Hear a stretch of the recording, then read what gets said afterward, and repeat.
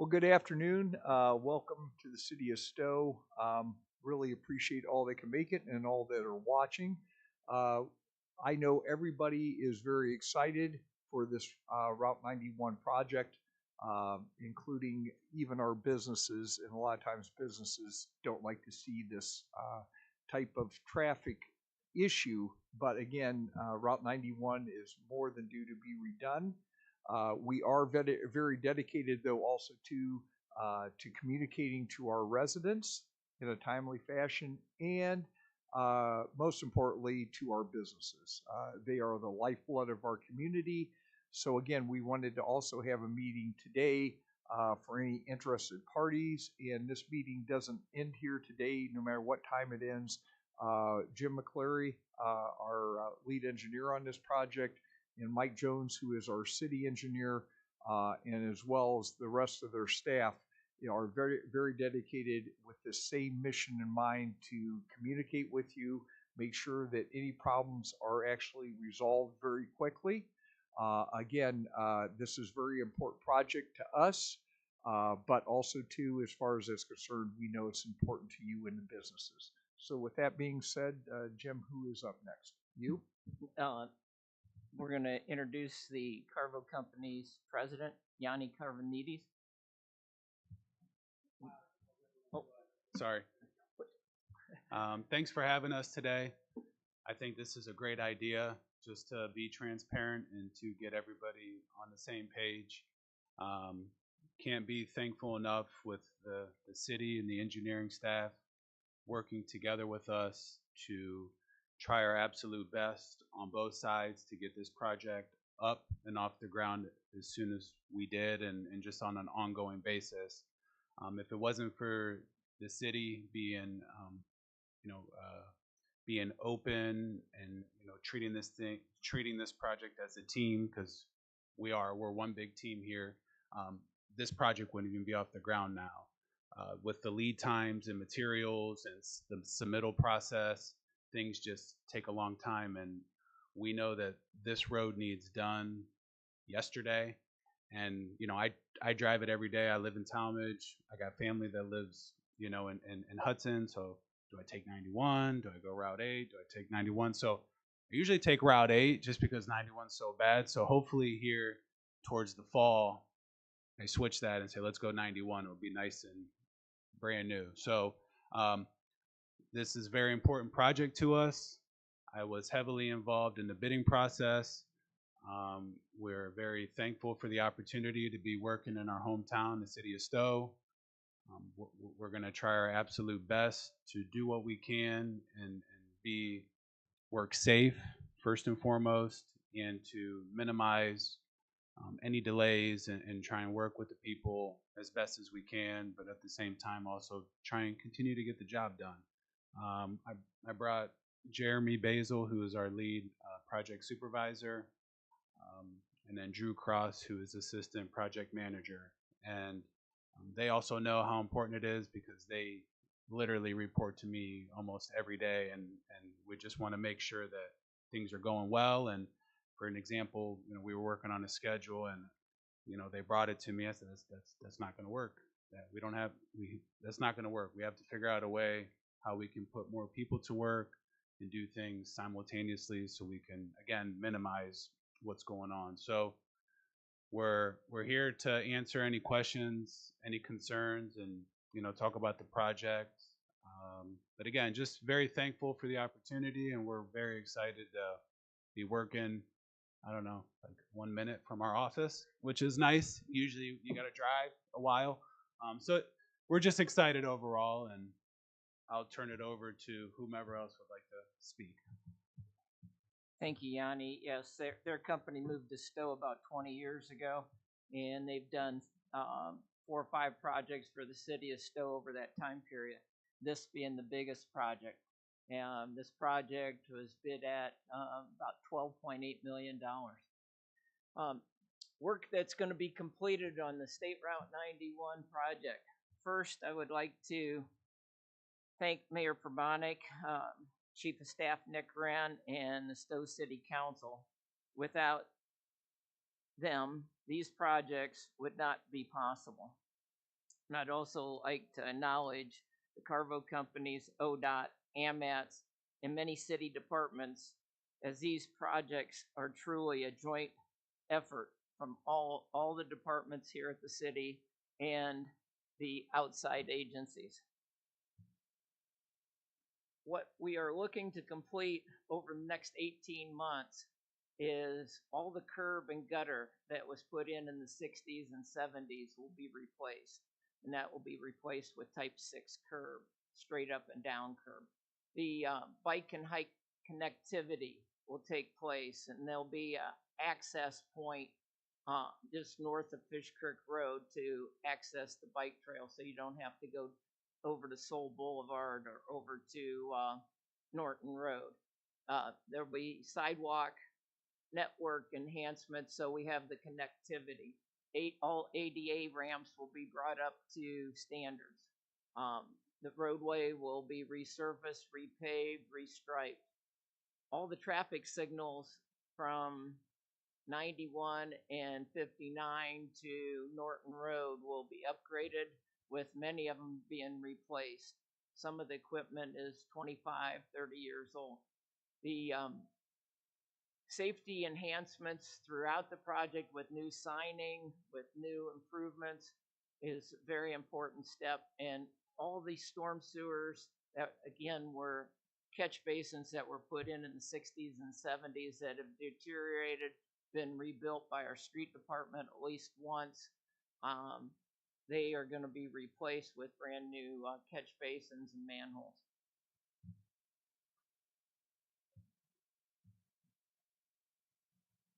The work began April 22nd with the work zone being placed where we have one lane of traffic in each direction, and at the intersections we have a turn lane.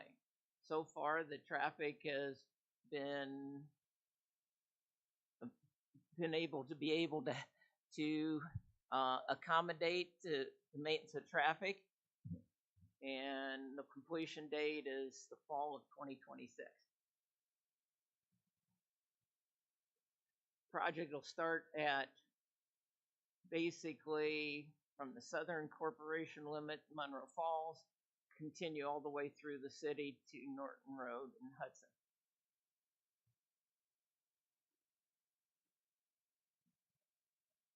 The first segment where they are working now is between Stow Road, or really it's Uniondale, all the way up to Ritchie. Next segment would be, when they complete the first segment, they'll do the east side of the road first and then the west side. Then they'll go up to from Ritchie all the way up to Norton Road. These stretches are approximately 5,000 feet, roughly a mile. Next segment will start at Uniondale in the post office and work all the way down to 59. And the final segment is from State Route 59 to Monroe Falls, and that'll take place next year. The timing of that is also to coincide when the Monroe Falls State Route 91 bridge over the Cuyahoga River is replaced. Now I'll turn it back to Yanni or Jeremy to give an update on the schedule and where we are right now.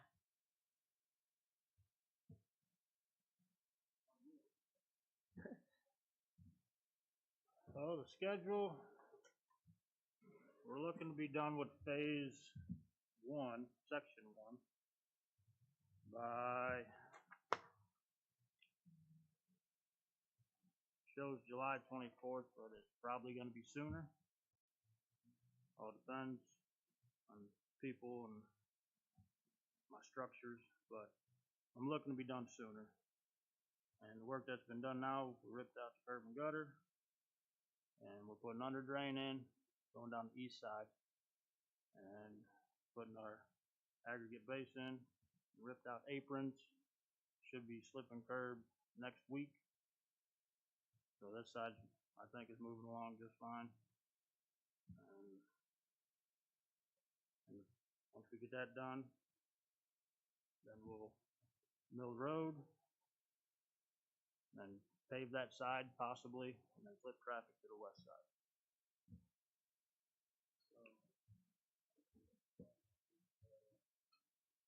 Oh, sorry. So we anticipate getting complete in this section where we're currently working, I would probably say middle of June. And then we were to flip traffic and replicate essentially the same thing on the post office side. And then that should be completed at the end of July.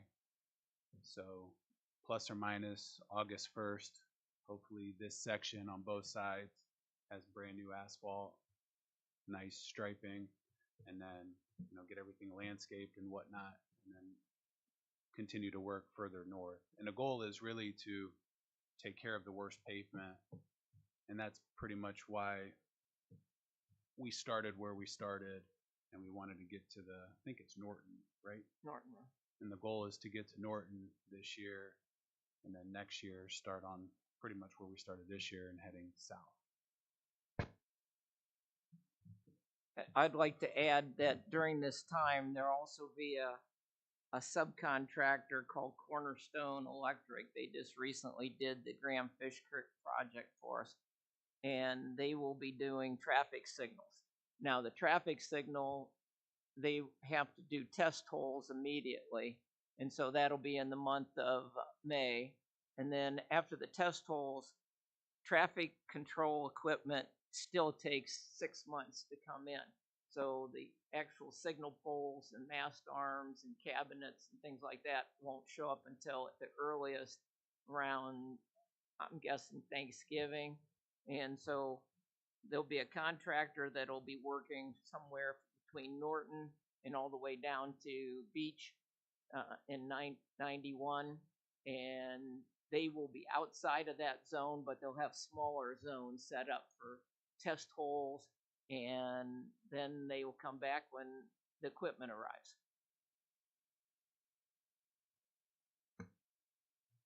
That leads into a good segue into how we're going to keep you guys updated. On our website, we have a couple locations where we're going to keep informing you of what happens and what is continually changed along the schedule. And I'm going to walk through a little bit on where you can go on the website. So here's our main website, stowohio.org. There's going to be two locations that you'll have to kind of think about. Down here on the latest news, there's Crossroads 91/59. Now, when you click on that, you can get into just different updates as we go along through the project.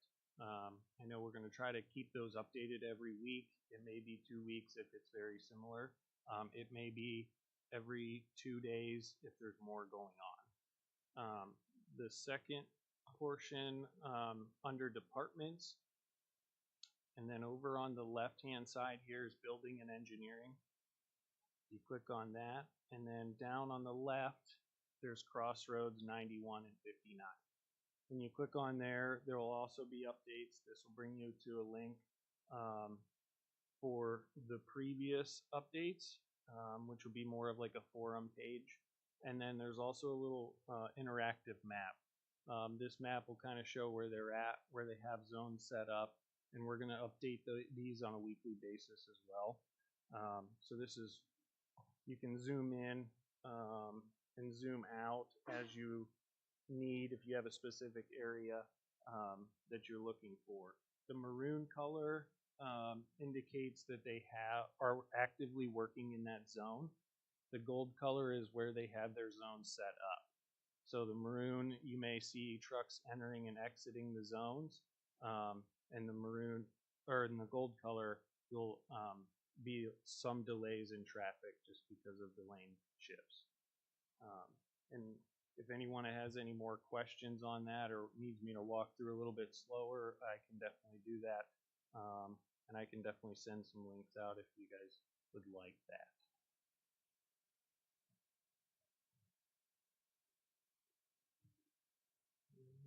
then I'll pass it back to Jim.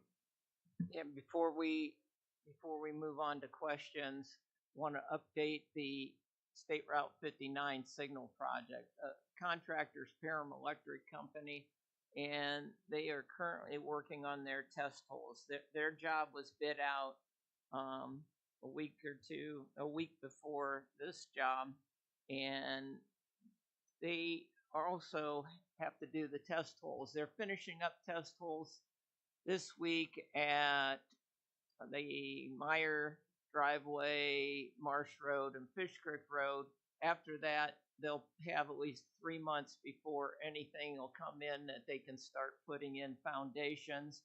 And their signal poles are not supposed to arrive until approximately February 1st. They're using a different supplier, and their supplier is right now at 30 to 32 weeks to get their signal poles. So that project's running simultaneously with the 91 project, and the signal locations are from Sycamore, 91, Orchard, Highwood, Charing Cross, and then Marsh, Hobby Lobby, and Fish Creek. So be activity there, but again, for the next 2 or 3 months, they'll have to pull off the job while signal poles are being made. This time we can. The 59 schedule I've gone over, but a lot of the work will happen starting in February, March of next year. This time we'll open it up to general questions, and then afterwards, if you have specific questions, we have plan sheets here that the city of Stow will be answering over here, contractor over there. Go ahead. Please, if you can, and then because it's being recorded, if you can go ahead and press the button on your screen. Thank you. Hi, my name's Rick LeBeau. I've been a citizen for Stow for over 20 years, and I have a few traffic concerns. Living on Charing Cross, which is like Dragway 42, where is all the traffic from Rose's Run and the Steeplechase area going to go when you completely close down 59? I believe this doesn't pertain to you guys, sort of, but that traffic is all going to come west and head straight up Charing Cross. And there's already too much traffic on Charing Cross. Well, the city of Stow isn't closing the bridge. It's being run by ODOT, and they're going to put a detour up. At the same time, their detours up the city of Stow local traffic on 91 to the subdivisions, Adele Durbin Park, to our restaurants, the Mahafer Chevrolet, will all be maintained. And they have the contractor has to maintain 1 lane of traffic in each direction. Where they'll be stopped is once you pass For the bridge. North River Road Yeah. for the bridge. So that we expect a lot less traffic once you close the bridge. But the people from Steeplechase and the areas around Rose's Run will come west and go straight up Charing Cross. That's what they do now. And now they've added Miller's Landing in there, and there's going to be more traffic coming up Charing Cross.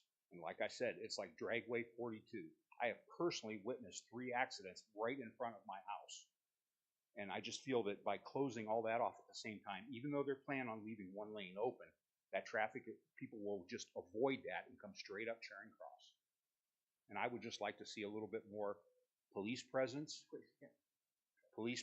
on Charing Cross to try to deal with the traffic issues that we're having. And I realize you have a job to do, and you guys are doing a great job. I'm in no way degrading anything that y'all are doing, but I'm just a concern because, like I said, I've personally witnessed 3 accidents. One involved a pedestrian right in front of my house over the years that I've lived there, and it's just too much. You need to really look at speed tables to be installed on Charing Cross. Thank you for making a note of that, sir. Speed tables, they're called. They've done it in Akron on many streets that they've had problems with traffic, and I think it would be a good addition to Charing Cross. And I thank you for your time and patience. Have a good day. Thank you. We'll also ask the police department under Chief Film to monitor that now rather than wait to construction next year. Okay. Anybody else with a general question, or anybody wants to come up to the front, look at plans? Sure. My name's Daniel Strauss. I live on Kent Road, and I built my house there in 2002, and I grew up in Stow. All right. So some of my concerns are last year when the state came in and did 59. All right. The time that they did it was pretty quick. Did a lot of things. However, preceding up to that and during it, there was a lot of damages that took place to people's driveways, and nothing was ever taken care of. I got some on my apron of my driveway. I got a little bit of cold patch put in. Okay, so first concern is, you're doing a few miles worth of road here. What's going to happen to any of the people that sustain damage to their aprons, their driveways, or their tree lawns and things like that? And it's just never taken care of. All right. The state of Ohio ran the project on State Route 59, and they designed it, they ran it, and they listened to the city engineer and me and a few other, our street department, on trying to protect our residents getting in and out of driveways. Our street department did go out after ODOT left the project and made everybody's curb drivable again. We had several complaints. On 91, which is totally different projects run by the city of Stow, and ODOT oversees us running the project. We are taking out all the old curb. So all the old curbs coming out, and the drive apron between the curb and the sidewalk is coming out, because to get the under drain in and put the new curb in, we need to do that. So we won't have the same problem on 91, but that doesn't help you. The maintenance on State Route 59, even though the state of Ohio paved it, is the city of Stow. So if you have a specific address you want us to look at, we can turn it to the service department. But last year they fixed 20. After ODOT completed the job, we fixed 20 driveway approaches. Yeah, I got 5 feet worth of cold patch and a cracked apron. They were supposed to put hot mix in, so. But give us your address and we'll follow through. Okay. Just a few more things, if Sure. I may. I think we'll get into a big one. I think a lot of people in the city have a concern about the timeline. We're looking at a completion date of 26, of late 26.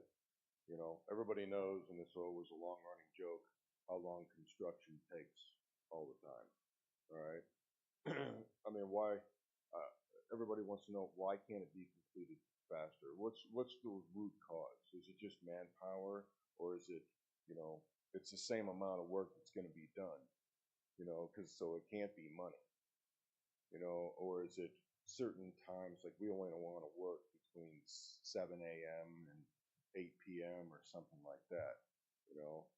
I think a lot of people wouldn't have any problem if we ran a 24-hour shift and got this wrapped up, in one summer. I'll turn this back to the contractor, but running 24-hour shift would, all the people living next to that project would not be too happy. Yanni or Jeremy, would you address why you do what in your shifts that you are working?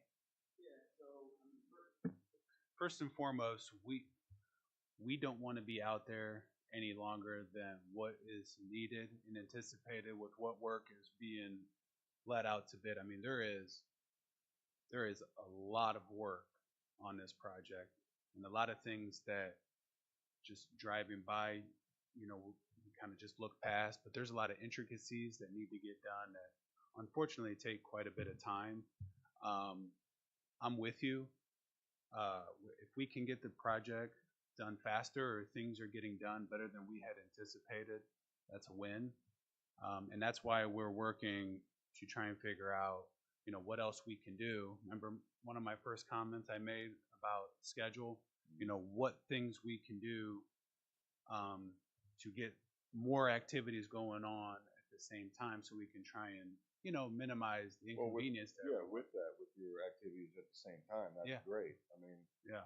can we do more? Is it just a manpower issue? Is that we can't get the equipment and the manpower to do, triple the amount of things at the same time? I mean, from my perspective, Yeah. 91 should be, especially like during the day when people are working, and it's not in the middle of the night, it should be literally packed with construction equipment and workers doing as much as they can.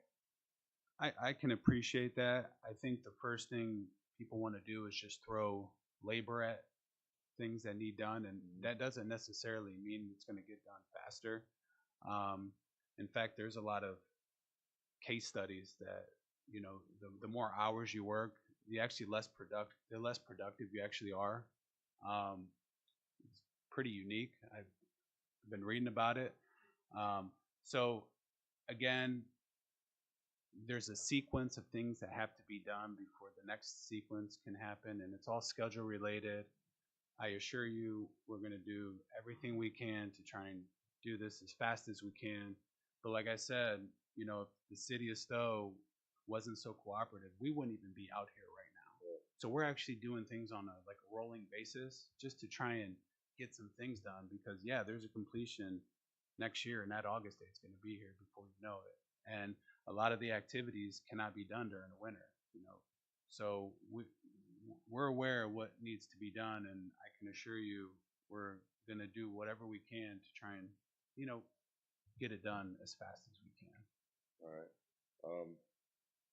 Going along that for finishing, obviously there's going to be manhole covers, in the street. And I understand that, we finally looked at it and said, hey, we have to upgrade all this stuff that's so old. We just can't keep throwing money at it. Let's just spend more money right now and make it all new again. Okay. So a lot of people have already been asking me, are they going to do the manhole covers just like they did on 59, which are relatively flat? You still got some bump in them or whatever, which could be better, but we just, we don't want manhole covers that are 2 inches or going to sink 2 inches below, the top of the asphalt. So, I mean, do we have that? So yes, there is extensive work that is called out to be done on the manholes, the water boxes, the monument boxes. So yes, there is many. There's a lot of quantity for that to be All right. adjusted if needed. People want to make Jim, sure it's real flat. quick, or Mike, could you explain also to kind of sequence of what we were allowed to touch and not touch on those manholes with AT&T and so forth, of how that kind of came about? Yeah, so on Route 59, when ODOT came and resurfaced, they did a majority of those Mr. Manholes, they called, and basically a manhole adjustment practice. The ones that were not completed that took a while were AT&T Bell manholes, and those are specifically have to be adjusted by AT&T themselves. So that's why when that project was completed, they were off the job. There was a little bit of time delay on some of those bigger ones that were close to the curb going westbound. We do not have, I think a lot of those are outside the pavement on 91, but that was some of the delays in that process. But similar process on 59 is going to be taking place on 91. Okay. I just have one last thing, and it has to do with all the new traffic signals. Okay, so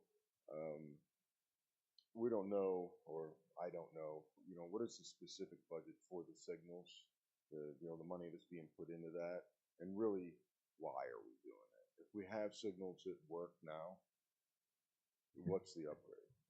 The traffic signal equipment on 59 is approximately 35 years old. It was put in 93. The traffic signal equipment gets outdated in 20 years because of new technology. The new technology that we're putting in will be it'll have GPS-based preemption, so that if the fire department or police department leaves City Hall area, safety building, they can go down 59, and each one of those signals will be cleared. The other thing that's real important to the new signals is a Centrac system, which allow our traffic signal division to monitor every signal through a video camera to many times repair it, get it back running, rather than be manually worked on. He can do it from his office. So that's why all those signals are being upgraded. Also down in the Stow Kent area with the combined traffic of all the commercial district, there is an adaptive signal system that the one signal will basically talk to the next signal, to make the timing change, and it can be with real time. So say if we have an addition, Christmas for instance, Thanksgiving, rather than run the same timing you run in the middle of the summer or you run it in the fall or spring, at the Christmas season it can adjust it so that we can move more traffic through, where you don't start in Cuyahoga Falls and come and you have to stop at Sycamore and 91 and Orchard. And Because that's a lot of people's perception, especially mine.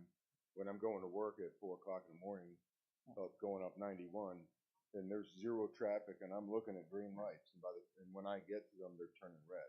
I mean, I'm being stopped the entire time when I should just be able to just cruise right on through. And that's what we're aiming to improve. That. Yeah. All right, great. That's all I have for it. Thank you. Thank you.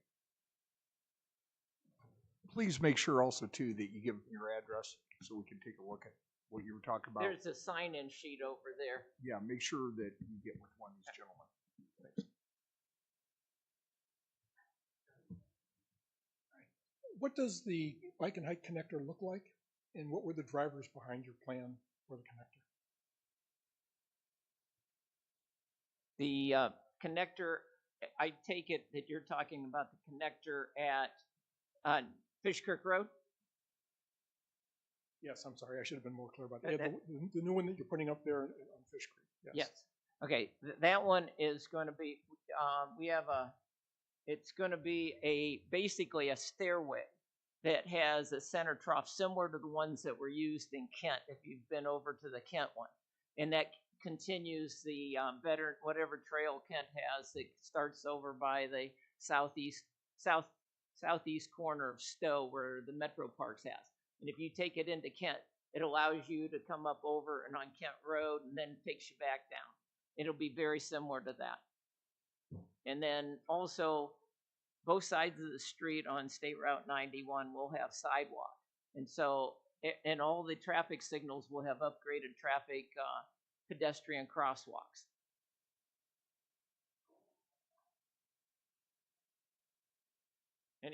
Yes, another question? Thanks for entertaining me because I'm old and I forget stuff. The traffic lights, this is more of a detail about the traffic lights at Charing Cross. Will there be left-hand turn lanes on the east and westbound sides of 59, or does that require a dedicated turn lane? Because there's so many accidents coming when you're coming east to west, you can't see the traffic coming up the hill. So do we have an answer for that yet? We've studied that, and that was part of the ODOT requirement to study if it needs a dedicated left turn lane, and it does not meet dedicated left turn. You tell the people that have been involved in accidents that.